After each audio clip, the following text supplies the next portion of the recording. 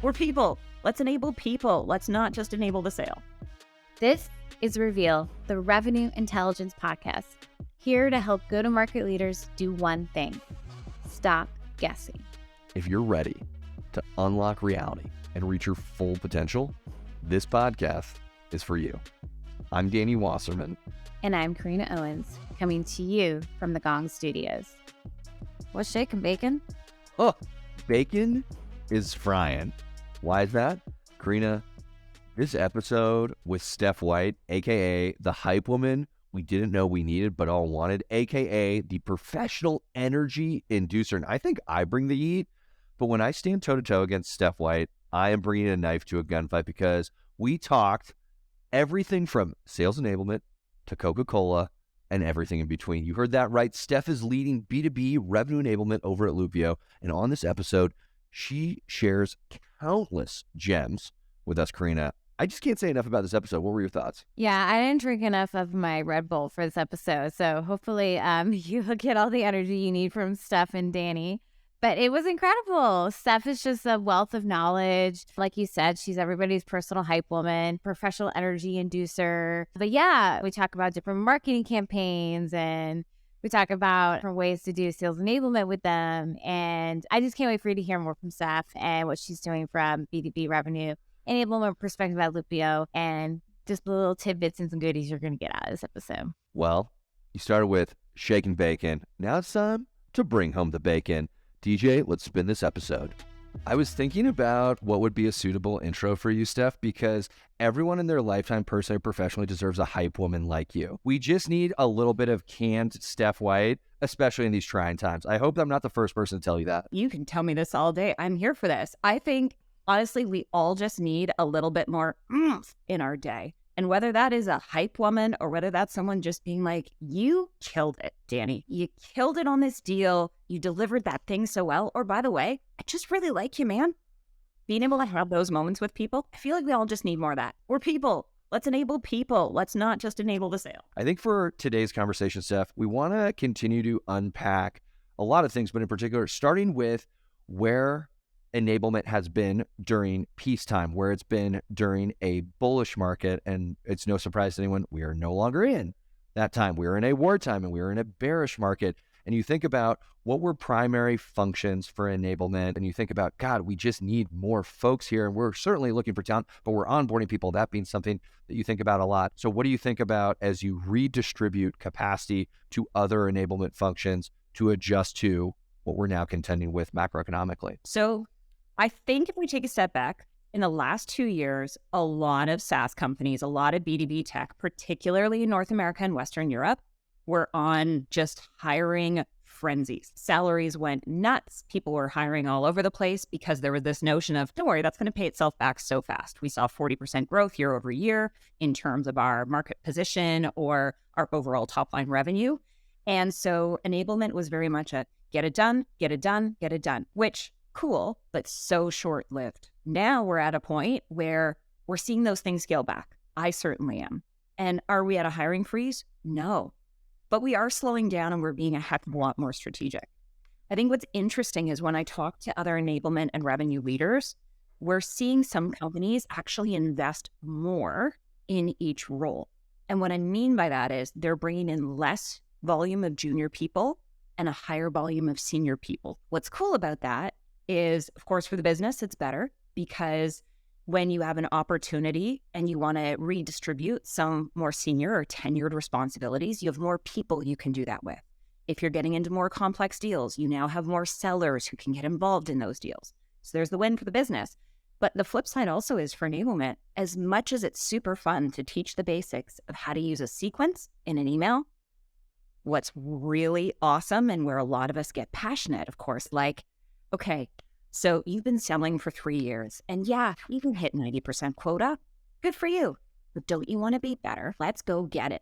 That's when we can start to do the really impactful new strategic enablement programs. Thinking about what you just said and getting people fired up when spirits are down, right? It has been a paradigm shift from what was a pretty gluttonous period of tech sales and people are making it rain and it doesn't feel like it's more than just a day's work to get to President's Club. But now it feels kind of like a Hail Mary pipe dream. Finding the combination of enablement personnel, but then also tech stack are the exact questions we're asking in spite of what has been years of sensational success. So I really appreciate the prompt, Steph. One thing I do want to double click into that I've never heard before, but I think is a very poignant descriptor of being on this crash diet and the pendulum swinging dramatically, right? I've totally been there when my tuxedo is a little snug and I've got a wedding next weekend. Oh yeah. And it's not sustainable, but it is a dramatic course correction. And we're seeing course corrections now all across tech. I am curious, in addition to the course correction that we're seeing in personnel and talent, what are you doing to trim the fat on your tech stack, but also making sure that you don't over-rotate and shoot your people in the foot? So I think the worst thing you can do is just keep swinging that pendulum from one extreme to another. And if we're going to stay on the analogy of the crash diet, if your suit is a little tight, and like we've all been there, and you're like, I'm just going to eat salad today. I'm going to eat salad and it's not going to set me up to be healthy in the long term, but I need to wear that suit tomorrow. Cool. You also can't forget about that the next day and the next day and the next day. Reaction after reaction after reaction is bad business, in my opinion. And it's super bad enablement. So how that all plays in is you get into the notion of people just saying, ship it or do what you got to do. And I think a lot of the last year, 2 years, it was like, ship it, ship it, ship it. We got to go fast. And there wasn't a lot of long-term thought to the nutrition we were putting into our business with our tech stack. Get that? It's like, if all you ate for the last few days is salad, you need protein. You need to go eat an avocado. You got to think about your long-term health. So you've been super reactionary with your tech stack. What are you going to do about it now? If your answer is rip something out, you're meeting a reaction with a reaction. Freeze. You need to respond, not react. I love that. It's pausing and reflection. It's the idea of efficient growth that we need to work towards. And that definitely involves a much broader set of skill sets and I think a much broader go-to-market team. So considering that, how can leaders or teams start to think about holistically how to go to market with enablement? As it relates to tech stack, the thing I would say, if you haven't fully dug into all of those emails of your existing SaaS products and the new features that have rolled out, before you call any kind of leadership meeting, spend a week, go through all the features and functions that have been made available and make sure you're leveraging them. You do not want to be in a situation where you're making decisions because you only know 70% of what is available to you. Once you have the full list and you're aware of this is what we're using in our existing tech stack, that's when you then have your leadership conversation, because that's where you get into the creative stuff. Hey, if I can borrow a resource from this other team or get a 0.5 FTE, I could now be leveraging all these new integrations between our tech stack. It'll cost us no net new money out, especially if we have another resource who is not at full capacity right now. And we will get much higher ROI for our existing spend to not be reactionary. You'll also see like, hey, by the way, does anyone realize we now have redundancy in our tech stack? I don't need this tool that does X because Y, which gives us a lot more value, is now dipping their toe in the water. And we're starting to see that more and more across the SaaS tech stack for sales, right? That is the very first place I would go. Then when I call my sales leaders in, here's our current state. Here's what's possible. Here's what I would recommend. Those 3 things to open the conversation. And the question I would use to open that conversation is, does anything surprise you? I love that because it's open-ended and it gets a lot back to how tech leaders need today. I mean, there's no tech company, I think, in the market today that's not rethinking their positioning statement, right? And so often we need to revisit that, of course, internally to your point, but also we need to be asking that of the vendors that we choose to buy as well. I think they often tend to forget who are their like real champions. And often that's the end user. I think you need to treat every single person that comes to your website as if they are already a customer. That means you need to understand your end user. So talk to me a little bit more about your passion for end users and why they're so important and crucial. So for those who are listening to this, y'all might remember the Pepsi challenges back in the day. the experiential marketing where customers connected with products in real life situations. When I started my career, I started in marketing in that world where everything was about physically connecting the product to the person, seeing their reaction, getting their real-time feedback. I am, in retrospect, incredibly grateful for that, because what I didn't realize at the time was starting in consumer impact marketing before going into sales taught me to always be thinking about how that end user is interacting with the product, service, or thing that I'm selling. Nothing matters other than when you crack open that can, is it what you expected? Do you like it? And are we delivering it in a way that, by the way, aligns with what we've told you we're going to deliver to you? Did we tell you it was going to taste like grape soda and then it tastes like lime? That's horrible. We need to be a lot better on our messaging. What's really cool is at Loopio, and for those who don't know, Loopio is a sales response management platform. Our revenue enablement team actually owns the sales response function, meaning we are our own internal customers of the product that we are also training our other internal customers to then empower end users to use. And for me, that couldn't be a better place to be at, because I get to play all roles and it gives us the real insight on, hey, we're thinking about launching this new feature. A lot of people talk about everything under the kitchen sink. You want your product to do everything. No, you don't. It's noisy, it's confusing, it's not impactful. Forget about 25 things. What are the 5 things that you absolutely need the platform to do incredibly well? And what are the next 5 things that are going to be the game changer to your end user's day that they didn't anticipate or expect from you? You just perfectly described your favorite marketing campaign and how you're now connecting it to your day-to-day at Loopio, and I love that. But a quick question for you, Steph. Since we're on the topic of that, is there a favorite book or podcast or even influencer that got you to also continuously think the way you just described, the full customer life cycle and community and teaching one another? I think there have been a lot of great leaders and books over the times, things like even understanding modern sales motions and understanding how sales has evolved. But I think for me, really understanding what is the larger macro economy creating in terms of an environment for your customer, the thought leaders who have focused on connecting the here and now that you need as an individual to the bigger world that you live in, those are the people. And those books have taken so many forms. There's been so many of these hugely impactful books and leaders and speeches. But I really think of it all in terms of you are not the person that's on your desk. You have a lot of layers. You're an onion. There's lots of different things that come into your day and your experience. But somehow people have lost sight of that. So I always encourage people to read and learn about the bigger picture. And so it's not one thought leader. It's not been one book. I'd say it's always having the perception that diversity matters, not in hiring, but in learning diversity matters and exposure matters. Sales enablement is a crucial function to your organization's success. Steph has provided so many great examples of why this is, but let's back it up with some data. According to G2, organizations with sales enablement achieve a 49% win rate on forecasted deals compared to 42.5% for those without. And there's a payoff for doing enablement well. Companies that execute strategic best practices for sales enablement experience an almost 14% increase in their annual contract values and overall deal size. So let's hear more from the pro herself, Steph.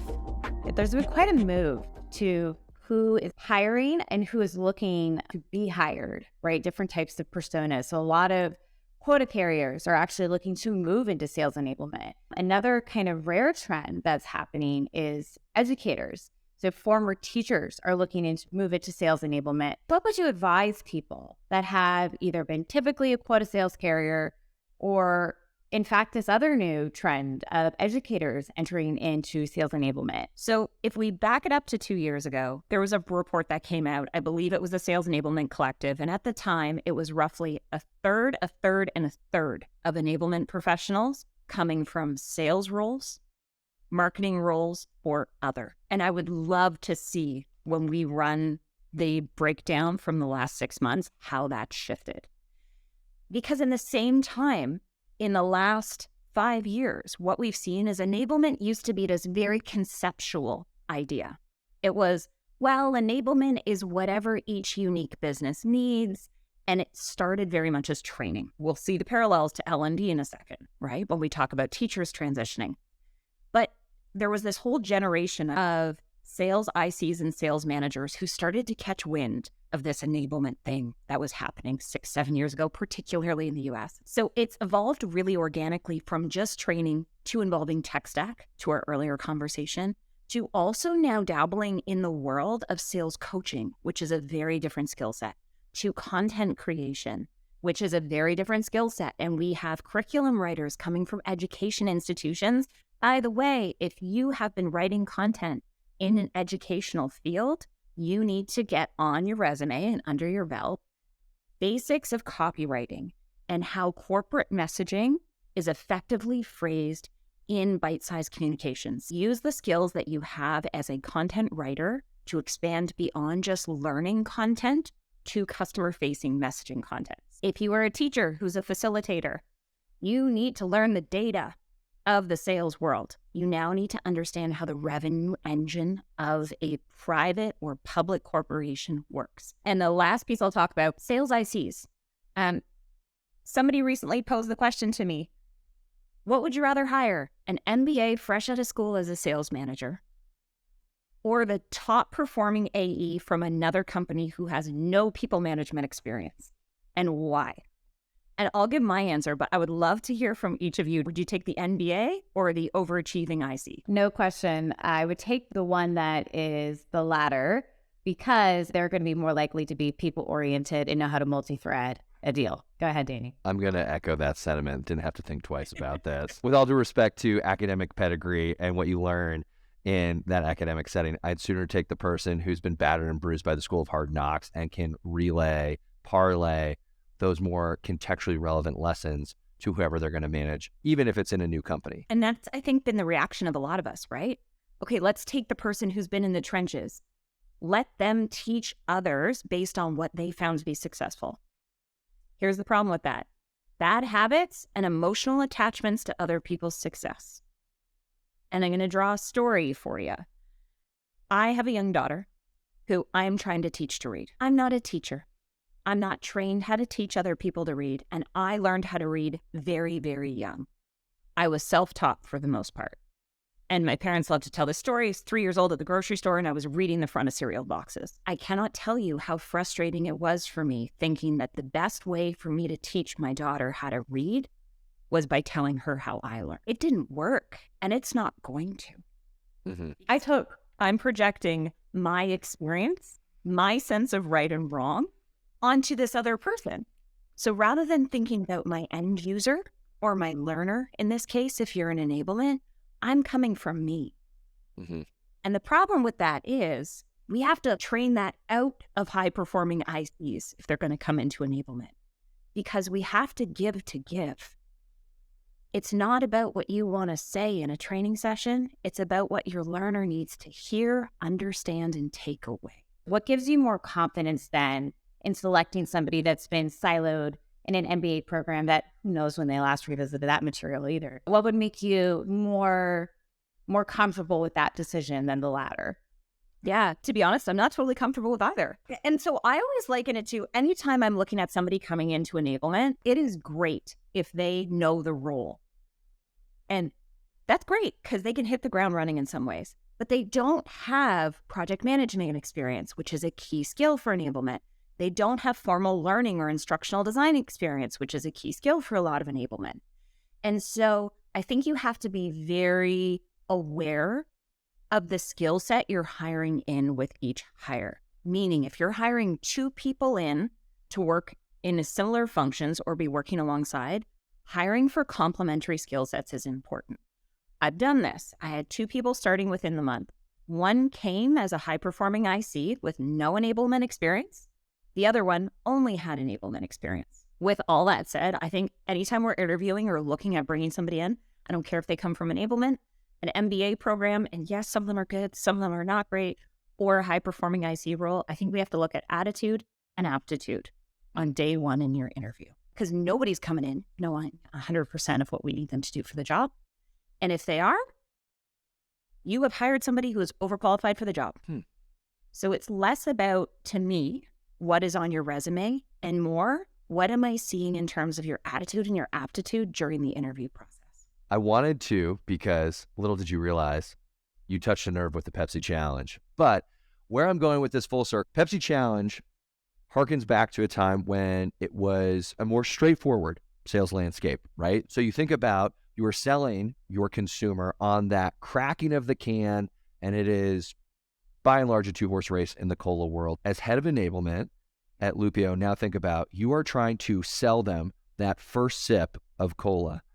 And you are not the only person that's selling them cola. In fact, there are a lot of other people now that are selling them healthier, cheaper alternatives, any number of digs at Loopio. I'm wondering, what are you guys doing to get as close to that first sip as possible to certify at every consumer moment or customer moment, we are still delighting them on that refreshing Cindy Crawford caliber experience that they've been sold by your marketing and your sales team? So tell us a little bit about how you get that close to controlling every customer touch point. So first of all, nothing matters if you don't know who your customer is. So doing your ideal customer profile is not a set it and forget it. It's not a once every 3 years. It's at least once a year. You need to look at that.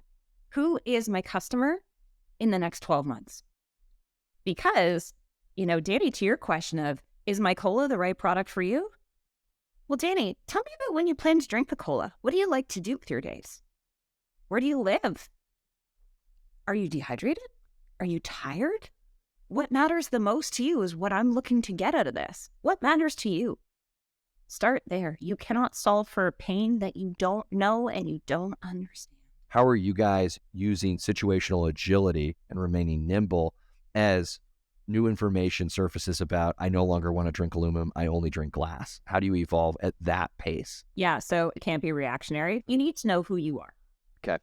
And if we stay with the Coke analogy, if you know you're a soda company, you're not gonna go make juice. If your product is a cola product, that is you. You need to figure out where your fit is and how to offer the most value to your customer. So you don't be reactionary. But here's what you need to be doing. If one of your primary customers is, let's say, sales enablers, okay? Easy example. What are your sales enablers, your ICPs, experiencing right now? Well, they are likely being told that they need to support a revenue number, do more with less. They have likely had their teams cut in terms of either net new headcount or existing headcount for the next 12 months. They're likely also feeling overwhelmed and burnt out because Q3, Q4, for anybody who is on the Salesforce calendar, was a bloodbath for a lot of companies, and it's always full force in the last 3-4 months of the year. So your customer, if you're thinking about enabler, is tired, they care about efficiency, and they're also going to be looking for some element of support above and beyond what they were 6 months ago.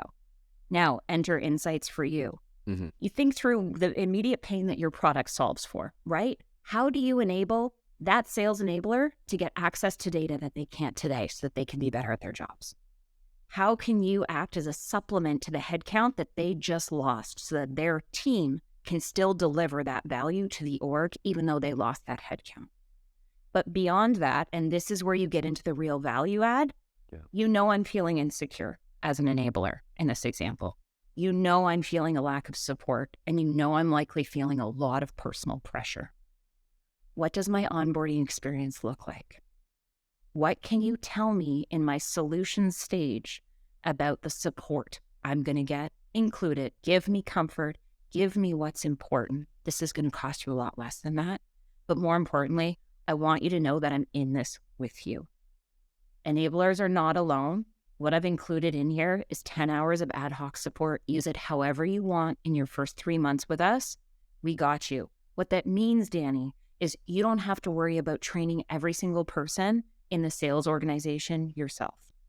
I'll do a train the trainer with you. You can record the sessions and you'll be able to embed those in your learning plans. So it's one less thing that would take time away from you 6 months from now when we go live. Just so appreciate the authenticity and being real about the landscape in which enablers are playing right now. Steph, again, thanks for being just so candid and unapologetically honest. Really appreciate it. I had to end us on a silly note, and then we will get to our final, which I'll pass to you, Danny. But Pepsi or Coke? So, Danny, go first. I don't want you to be influenced by Steph's answer. As someone who is easily influenced, then it's got to be Coke from a glass bottle, preferably produced somewhere in Mexico. Steph, back to you. Okay, so I'm going to give you my answer. I would absolutely be Team Pepsi all the way. I am also Team Pepsi. I can't believe that. There's such consensus, and that's coming from an Atlanta native. So there you go. I will say that as one of the co-hosts of Reveal and as someone who is keeping tabs on the caffeine content of Coke Black, the Surgeon General does not recommend that amount of caffeine intake as it will teleport you into the stratosphere. My God, I now understand acutely, Steph, why you are in fact the greatest hype woman, because there is Coke Black that is coursing through your veins. Well, now that we know what your secret sauce is, we will formally close with the same question, which is, if you could describe sales in one word, Steph, what one word would it be? Beautiful hot mess. I love sales because I love the challenge of uncovering problems and problem solving and delivering value. But done wrong, it is just a hot mess of an experience for so many of us to be on the receiving end and frankly, the delivery end of sometimes. But at the end of the day, I love what we do. I love the value that we can bring, hence the beautiful part, to our end users, to our customers, to our partners. When we do what we do really well, the butterfly effect and the impact that we can have in a positive way is an amazing thing. So it is a beautiful hot mess for me when we think about what sales is. And I mean that in the most endearing way possible. Let's go try to make it beautiful. Thanks so much for listening to this episode of Reveal. If you want more resources on how revenue intelligence can help you create high-performing sales teams, head on over to Gong.io. If you like what you heard, give us that 5-star review on Apple Podcasts, Spotify, or wherever you may listen.